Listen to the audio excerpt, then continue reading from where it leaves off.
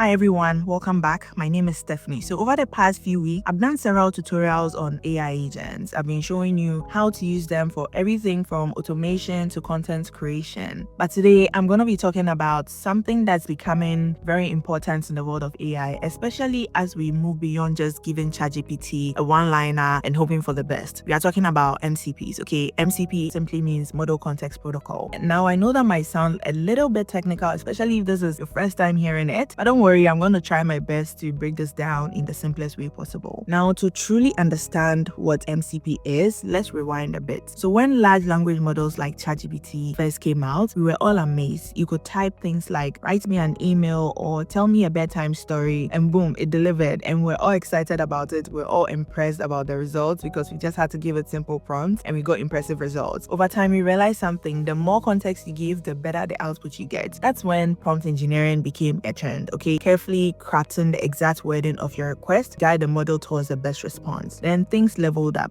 We got AI agents, not just answering one question, but completing multi-step tasks, calling APIs, booking appointments, summarizing documents, and even managing business workflows. But here's the thing, once you go beyond simple tasks, a single prompt isn't enough anymore. You need context. What is the user? What's already happened in the conversation? What tools or APIs are available? What is the system supposed to do? And this brings us to a new frontier in AI called context engineering. Here's a simple way to think about it. Our prompt engineering is like giving a waiter your order, whereas context engineering is like telling the entire restaurant how to treat you, your mood, allergies, favorite meals, and what happened last time you were there. So now that I've talked about all these, like what exactly is MCP? So MCP stands for Model Context Protocol. It's a standardized way of structuring context for large language models. So instead of giving the model just your current question, you provide a full context package. It's like giving the AI your background file before asking anything. It's as simple as that, okay? And MCP helps AI understand things like who you are, your name, your preferences, your tone, your style, what a task is, if it's writing an email, summarizing notes, booking a trip, what already happened, that is like past interactions, memory or chat history, or what tools it can use. So for instance, if you're in a company and you have your own customized workflow, they can configure your MCP client to call those workflows for you, and it makes things a lot more easier. So this is why MCPs are a big deal. This is why everyone is talking about MCPs. Like, you get way better results. They are more relevant to your own use case, and they are more accurate and useful. Also, it's easier to scale AI agents across different apps, users, and workflows, and it also creates some level of consistency, so your input and your output will follow a clear structure. Then now the AI can now act like a true thinking assistant and not just like a reactive chatbot or something like that. So now that you understand the concept, I'll walk you through a demo I have in n8n. I'm going to show you how you can set it up yourself and also how you can build smarter AI workflow. We'll also talk about the fact that MCPs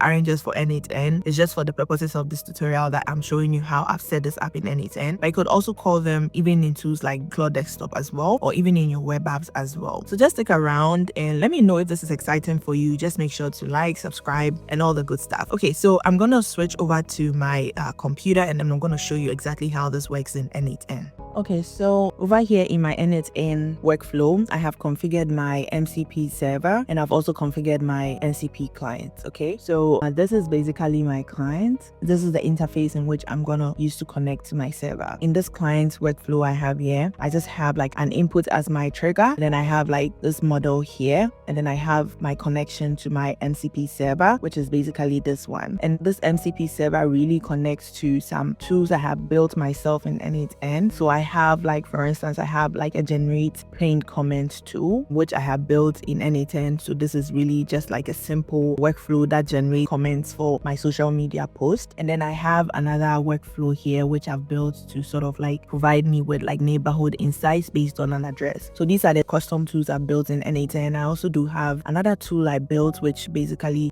clones my voice, and I did a tutorial about this. I'll leave the link to this tutorial in the description box as well. And then I also have it connected to a calculator as well. So these are all the tools I'm giving to my MCP server. And the idea is that since this client's workflow here is triggered by a chat input, if I should come in here and I'm like, let's say calculate, let's say 1 + 1, for me, right, what happens is that this client is smart enough to know that it has to call my MCP server. So once it calls the MCP server, as you can see, if I should come in here and I click on the logs for send to MCP server, the MCP server knows that amongst all the tools it has here, it has to leverage the calculator tool. So as you can see, it called the calculator tool and the calculator was able to give me a response of 2. So this is just one example. Now, this input here, I have my clients in n8n. Your clients doesn't have to be in n8n. Your clients can be like, let's say, a web application that you built and you're really just like calling your MCP server through that, and it's gonna sort of like call all those relevant tools for you. Now let me give you another example. So if I come back in here into my MCP clients, like I mentioned, I have another workflow I have configured here that provides me with neighborhood insights. And really how this workflow works is that it just takes an input and then it extracts the longitude and latitude from that, and then it leverages like the Google Places API to give me a list of amenities in that area, and then it provides me the response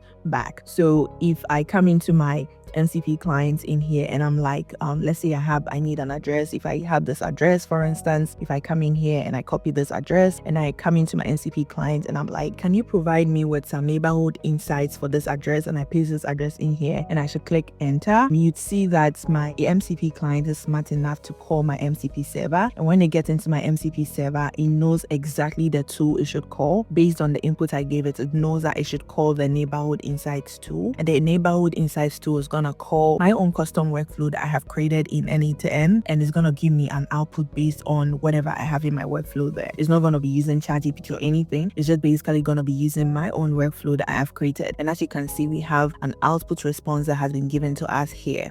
So this is the output response. It's like the area around your property is well equipped with educational options, and it's giving me like 13 schools. And this is all happening because I have configured this to call specifically my workflow. So this is really what MCPs are, right? You've given it all the tools you'd want. You've given it all the context you need, all the tools, all the custom workflows, and you are really given an input. And based on the inputs you give, it's smart enough to sort of like understand that, okay, you're asking me to do some calculations for you. Okay, because you're asking me to do some calculations for you, I'm smart enough to know that I have to use a calculator too. And you could have like a plethora of tools that you can connect several tools here, and your MCP server will be smart enough to identify which of the tools it should call based on the input you've given. So now that I've given like a short demo about how this whole MCP server and MCP client relationship works, I want to give you a few pro tips or some head start into how you can actually get this working in n8n. So just for context, I'm self-hosting n8n inside a Docker container, and so because I'm self-hosting, I have access to a community nodes. And so if depending on how your setup is, you may have access to community nodes or you may not have. I believe they pushed it to the cloud version as well. So if you're on the cloud version, you may probably have access. I've been self-hosting for a while and I haven't really been using the cloud version for a while, so I can't really confirm this. But because I'm on the self-hosted version, I'm able to access the community nodes. So if you come into the community nodes, you just click on that, and all you have to do is you click on install, and then you click on browse, and then all you do is you need to search specifically for MCP node in here. So you just search for MCP and then you'd get some results. So if I do MCP, for instance,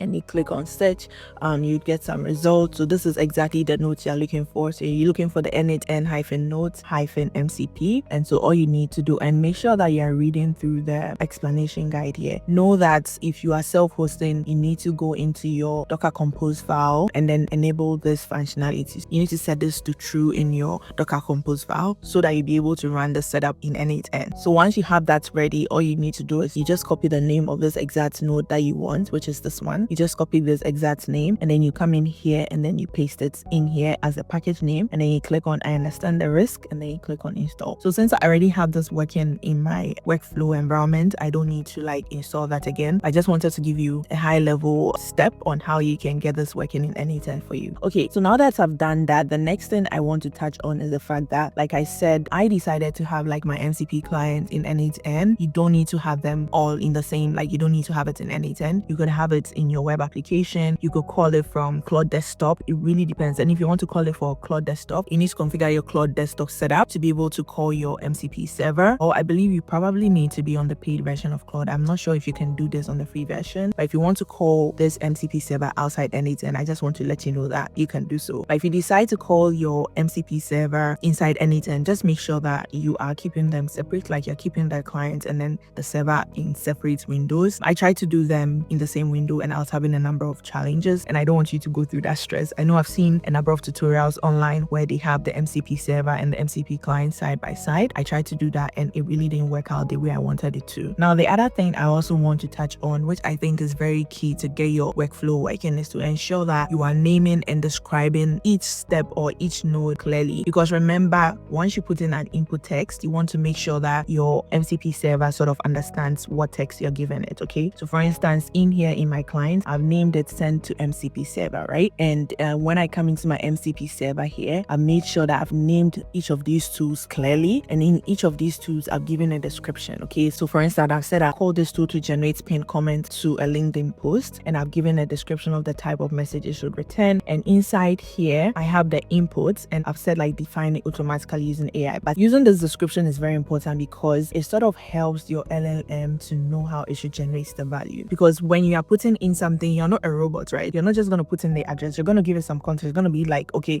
generate pinned comments for my LinkedIn post, and you're going to include a LinkedIn post. So the fact that I have described in here that extract the input from the query object that is passed, it knows that whatever object is going to be passed in here. If I come in here, for instance, you can see I have a query object that is passed, right? And I have the input, which is this. If I scroll further down, you'd realize that this wasn't the exact text I provided in my chat box. What I provided was, can you provide me with neighborhood insights for this address? But instead in the input, it just extracted the address. And that's because in my MCP server, I specifically said just extract the input from the query object. And this input that was extracted was now passed on to my sub workflow model here as an input. And that is what was further on passed down to my model here to provide me all the details I needed for that area. So it's very important for you to label each block clearly and make sure that you're putting in all the descriptions that you need to put in so that you can ensure accuracy. Because the thing with automation is, as much as it's automated, you want to make sure that it's also providing you with like the right kind of like information and the right kind of output, and it's all based on the input you provide it with. Now, the other thing I would say is also that once this is in production, okay, you want to make sure, because these are now separated and they are not in the same workflow, you want to make sure that you are now running it in production mode. And what I mean by production mode is like you're really just setting this to active. And because you're setting this to active, when you're configuring your SSE endpoint, just make sure that you're using the production URL. So if I come in here, just make sure that, so for instance, if I come into my MCP server trigger, I have to be using my production URL, and I'm going to just change this because I've showed it to you. But yeah, you just need to be using your production URL for your client setup because they are not in the same environment or they are not in the same workflow screen here, and they are in separate workflows. Just make sure that you're using the production URL and make sure that you are activating your workflows so that they can communicate with each other. And also, as usual, like I've said, just make sure you're documenting as you go, you're labeling everything, and you're adding descriptions. So yeah, so this is just like a quick high-level demo of how like MCPs, the whole concept of MCPs works within n8n. As AI gets smarter, how we talk to AI needs to evolve too. So MCP is clearly helping with leading that shift from just prompting to full-on context engineering. And so if you're building AI tools, you're building AI agents or assistants, then MCP is definitely something you'd want to get familiar with. Also, if you did find this tutorial helpful, then don't forget to hit the like button, subscribe for more AI tips, AI tutorials, and also drop a comment in the comment section on what tutorial you'd like to see next. As usual, thank you for watching and see you in the next one.